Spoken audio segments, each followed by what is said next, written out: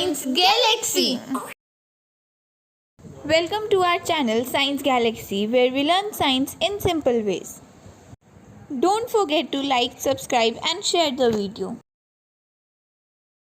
Hello students, आज हम शुरू करने जा रहे हैं next topic normality and gram equivalent wait, जो हमारी एक कंसंट्रेशन टर्म है। हम दो कंसंट्रेशन टर्म्स मोलारिटी और मोलालिटी भी डिस्कस कर चुके हैं। अगर उन्हें ढंग से अंडरस्टैंड करना है तो you can go to the link I am providing you in the description. Please see the video till end to get the complete concept. तो शुरू करते हैं gram equivalent weight, normality and gram equivalent weight. सबसे पहले ग्राम equivalent wait होता क्या है? ग्राम equivalent wait होता है मॉलिक्यूलर वेट अपॉन एन। ठीक है, मॉलिक्यूलर वेट तो मैं निकालना आता ही है अपॉन एन। अब ये एन क्या होता है? एन ना, अगर हमारा सब्सटेंस एसिड है तो एसिड की कितनी बेसिसिटी है, अगर सब्सटेंस बेस है तो भाई बेस की कितनी एसिडिटी है, और अगर सॉल्ट है तो भाई कितना पॉजिटिव चार्ज है कैटायन पर, positive charge on cation.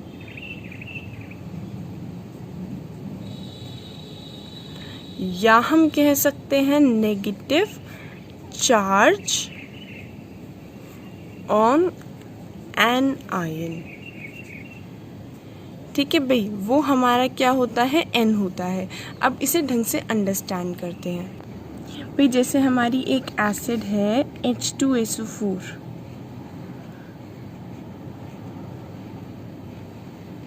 H2SO4 में हमारी बेसिसिटी कितनी है? एसिड की ना बेसिसिटी होती है, और वो होती क्या है?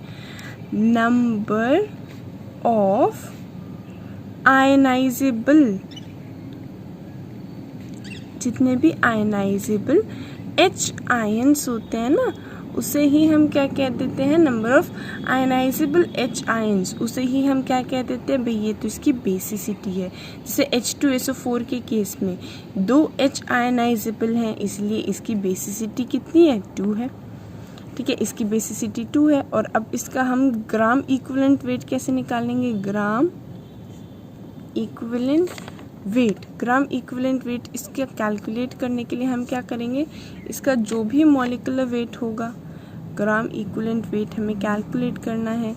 मॉलिक्यूलर वेट तो हम इजीली कैलकुलेट कर लेंगे 98, क्योंकि हाइड्रोजन का 1 होता है तो 1 × 2, सल्फर का 32 होता है, ऑक्सीजन का 16 × 4। कैलकुलेट करके 98 आ जाएगा। 98 अपॉन क्या करें? अपॉन कर दे 2। ये इसका ग्राम इक्विवेलेंट वेट आ जाएगा। अगर हम बात करें HCl की, तो भाई HCl में तो एक ही आयनाइजेबल H दिख रहा है, तो इसका ग्राम इक्विवेलेंट वेट कितना होगा? इसका वो निकालेंगे ना, तो 1 + 35.5 और अपॉन 1 कर देंगे, क्योंकि एक ही आयनाइजेबल H है, तो 36.5 अपॉन 1। ये इसका ग्राम इक्विवेलेंट वेट होता है। ठीक है भाई, ये एसिड का ग्राम इक्विवेलेंट वेट है। कुछ और एसिड्स डिस्कस करते हैं। एक होती है हमारी फॉस्फोरिक एसिड H3PO4, एक होती है हमारी फॉस्फोरस एसिड H3PO3, H3PO2, ये सारी एसिड्स भी होती हैं। ठीक है भाई, तो अब पहले तो लेकिन इनमें आयनाइजेबल H कितने हैं ये निकालना ज़रूरी है। देख, तो सब में 3 ही H रहे हैं, लेकिन हमने क्या पढ़ा है? हमने पढ़ा है नंबर ऑफ आयनाइजेबल H। भाई बात करें अगर हम CH3COOH की, तो भाई इसमें आयनाइजेबल H कितने हैं? इसमें तो एक ही आयनाइजेबल H है, ये 3 H तो आयनाइजेबल ही नहीं है ना भाई। तो भाई इसका तो सिर्फ यही आयनाइजेबल H है, तो इसकी भी क्या बेसिसिटी क्या कहलाएगी? 1 कहलाएगी इसकी बेसिसिटी। H3PO4 की बात करें तो इसकी बेसिसिटी कैसे निकालेंगे? इसकी बेसिसिटी हमें पहले इसका स्ट्रक्चर देखना पड़ेगा। जब हम इसका स्ट्रक्चर ड्रॉ करेंगे तो ये हमारा एक फॉस्फोरस है, फॉस्फोरस के ऊपर एक ऑक्सीजन है। ठीक है। एक डबल बॉन्डेड ऑक्सीजन तो कंपलसरी होता ही है। हमारा फॉस्फोरिक एसिड या फॉस्फोरस एसिड होते हैं ना, तो इनमें पी और डबल बॉन्ड ओ तो नेसेसरी होता है। अब बाकी क्या बचा, बाकी बच्चे 3 और ओ बच्चे हैं, तो 1 2 और 3। हाइड्रोजन भी 3 बचे हैं, यहाँ वैलेंसी कंप्लीट, यहाँ और यहाँ।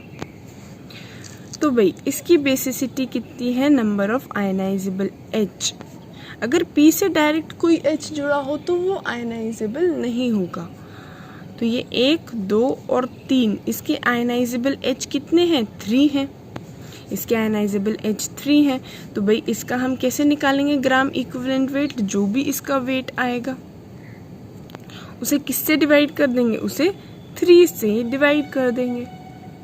अगर हम बात करें H3PO3 की, तो H3PO3 में कैसे निकालें, फॉस्फोरस लिखा, डबल बॉन्ड ऑक्सीजन, 2 और ऑक्सीजन बन गए, 1 और 2। हाइड्रोजन लेकिन कितने हैं, 1 2 और 3। भाई जो डायरेक्ट फॉस्फोरस से जुड़ा है वो आयनाइजेबल ही नहीं है। आयनाइजेबल कौन सा है, एक ये वाला आयनाइजेबल है और एक ये वाला आयनाइजेबल है। इसका मतलब क्या है भाई, इसका मतलब ये है कि इसका क्या है, इसके 2 H आयनाइजेबल हैं, 2 H आयनाइजेबल है, तो इसकी बेसिसिटी है 2। H3PO2 की बात करें, H3PO2 की, तो भाई H3PO2 का स्ट्रक्चर कैसे बनेगा, एक फॉस्फोरस, डबल बॉन्ड ऑक्सीजन तो है ही कंपलसरी, इसके बाद एक O और बचा है, उसके साथ एक H जुड़ जाएगा, इसके साथ एक H, इसके साथ एक H। इसकी बेसिसिटी क्या है, इसकी बेसिसिटी सिर्फ 1 है। जो फॉस्फोरस से डायरेक्ट अटैच है ना, वो तो काउंट ही नहीं होने की।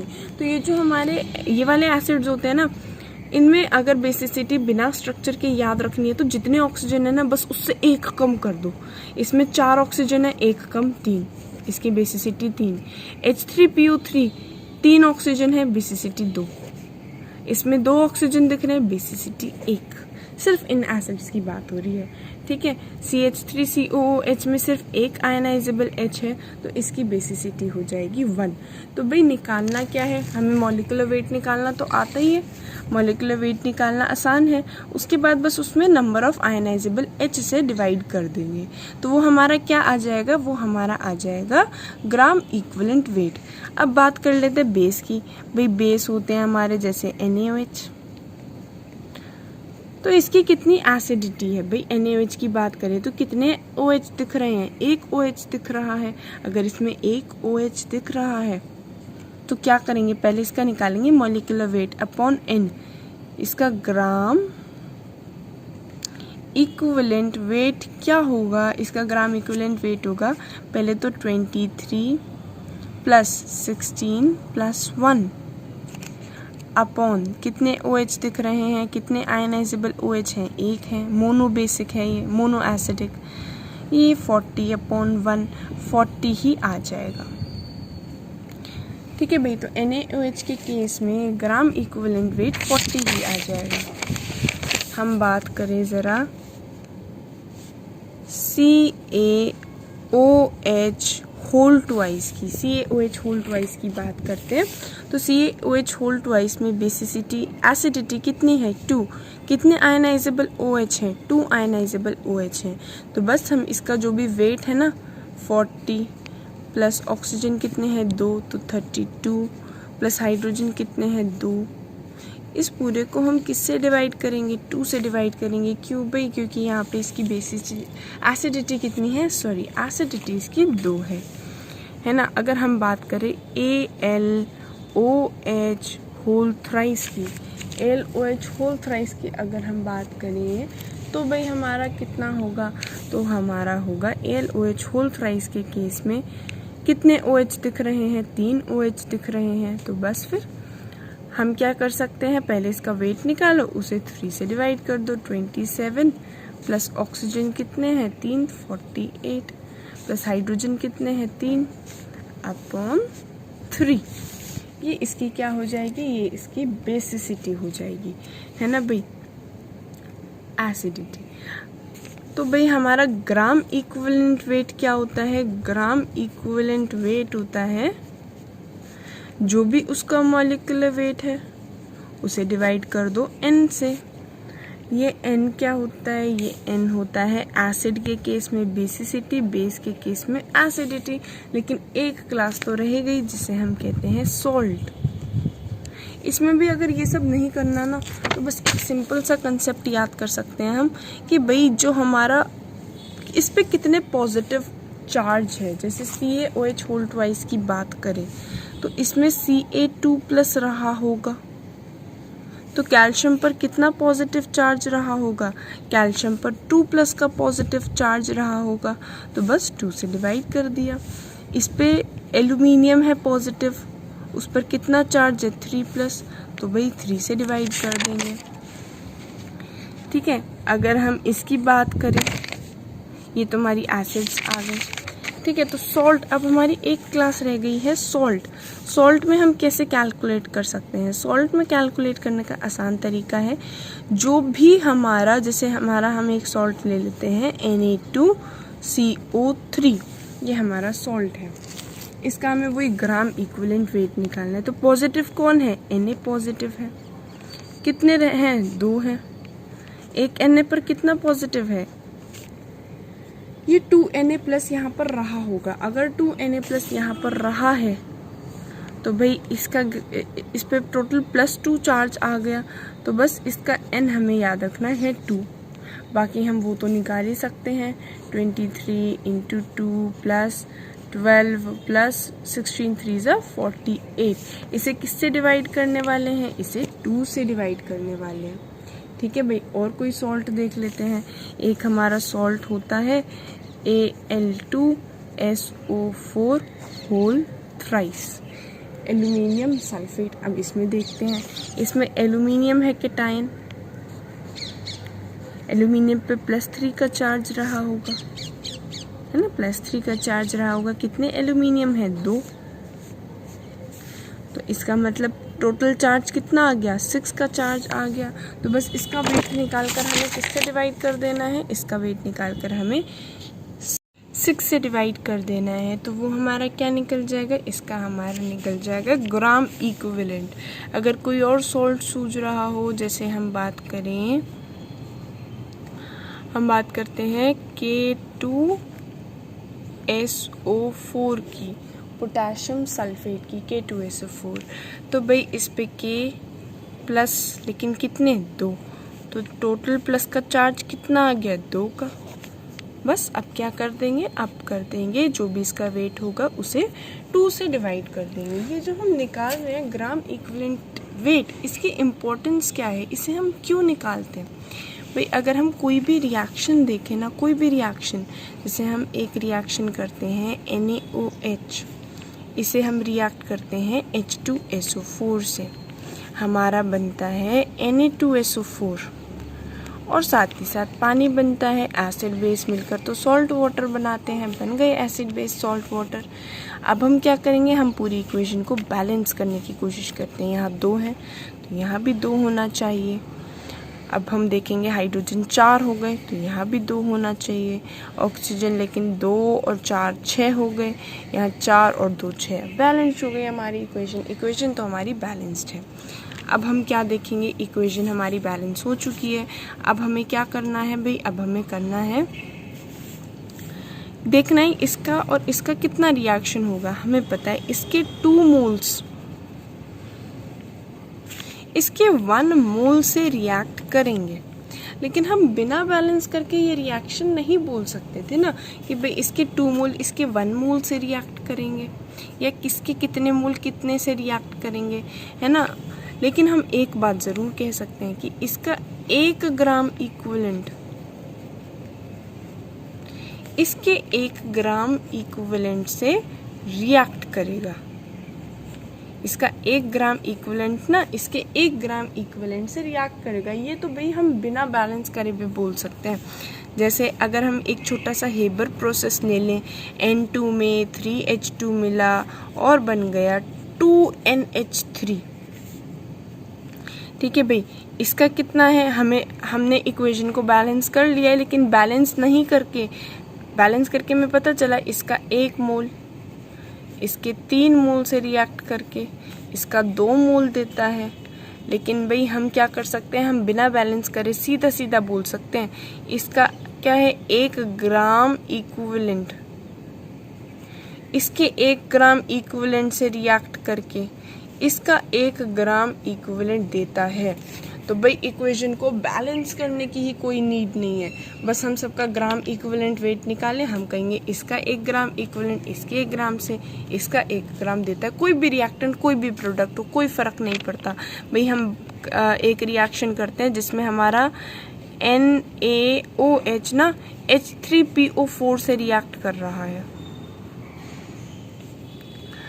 ठीक है, और बना रहा है Na3PO4, ठीक है, Na3PO4 और साथ ही साथ क्या बना रहा है H2O बना रहा है, ठीक है। अब इस इक्वेशन में हम सोचेंगे, इस इक्वेशन में हमें बैलेंस करने की कोई ज़रूरत नहीं है। हम कहेंगे इसका 1 ग्राम इक्विवेलेंट इसके 1 ग्राम इक्विवेलेंट से रिएक्ट करके इसका 1 ग्राम इक्विवेलेंट देता है और इसका भी 1 ग्राम इक्विवेलेंट देता है। अब सबके इक्विवेलेंट वेट निकाल लेंगे। इसका इक्विवेलेंट वेट कितना, भाई इसका इक्विवेलेंट वेट होता है 40, कितने, ये बेस है ना, बेस की एसिडिटी कितनी है, कितने OH दिख रहे हैं, 1, ये एसिड है, एसिड के केस में बेसिसिटी। अब इसका मॉलिक्यूलर वेट जो भी निकलेगा अपॉन क्या कर देंगे, मॉलिक्यूलर वेट कितना होगा 3 प्लस फॉस्फोरस का 31 होता है प्लस 16 4 जा 64 होता है ना, अपॉन क्या कर देंगे, अपॉन कर देंगे इसमें। देखो इसकी बेसिसिटी निकालने का सिंपल तरीका है, जितने ऑक्सीजन दिख रहे हैं 1 माइनस कर दो, 4 में से 1 गए 3, ठीक है। वो रिएक्ट करके इसका क्या देगा, इसका वेट निकालो, कौन सा पॉजिटिव है, Na पॉजिटिव है, कितने हैं 3, तो इसे भी 3 से डिवाइड करना पड़ेगा, ठीक है। अब H2O को देखते हैं। अब H2O में क्या करें, इसका वेट तो हमारा 18 निकल जाएगा। H2O को लिख दो भाई, क्या लिख दो HOH, ठीक है। अब या तो इसे एसिड मान लो या बेस मान लो, वो तुम्हारी मर्जी। अगर एसिड मान रहे हो तो बेसिसिटी काउंट करो, बेस मान रहे हो तो एसिडिटी काउंट करो, ठीक है। अब मतलब कितने आयनाइजेबल H प्लस है 1, मैं इसे एसिड मानती हूँ, H प्लस है, एक ही H प्लस है तो 1 से डिवाइड कर दो। अगर बेस भी मानते तो भी एक ही तो OH दिख रहा है तो एक ही से हम डिवाइड करते, तो ये हमारा क्या होता है, ये हमारा ग्राम इक्विवेलेंट वेट होता है। Thanks for watching the video. I hope you like it. Don't forget to like, share, comment and subscribe.